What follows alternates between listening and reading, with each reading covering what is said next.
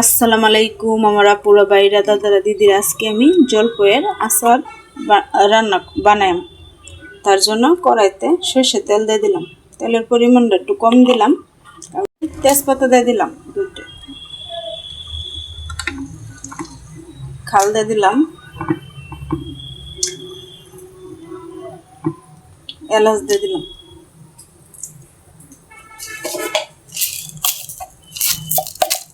আস্ত পাঁচফোড়ন দিয়ে দিলাম,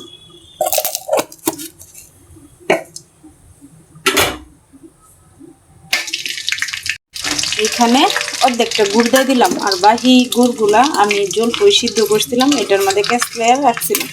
আর অর্ধেকটা গুড় এখানে দিয়ে দিলাম।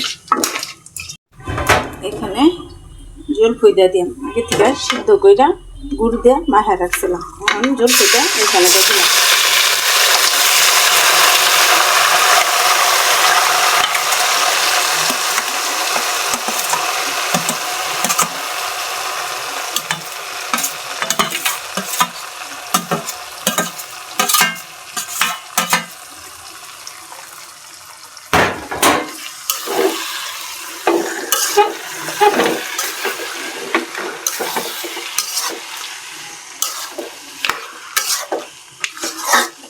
এখন এখানে কিছু মশলা অ্যাড করাম।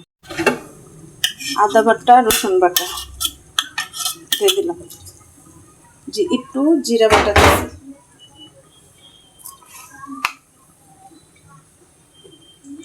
মরিচের গুঁড়া,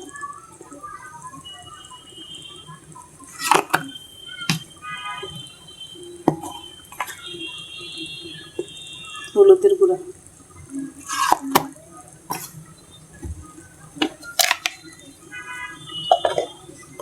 ধনিয়া আর মিষ্টি সসের গুঁড়া,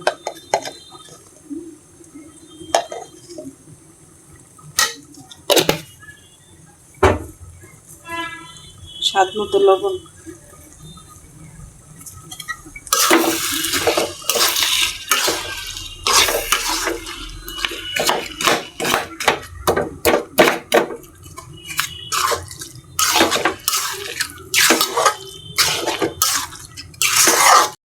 আমি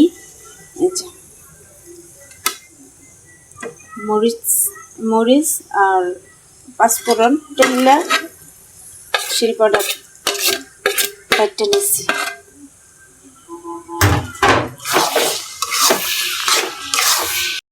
আমার জলপাইয়ের আচারটা হয়ে গেছে।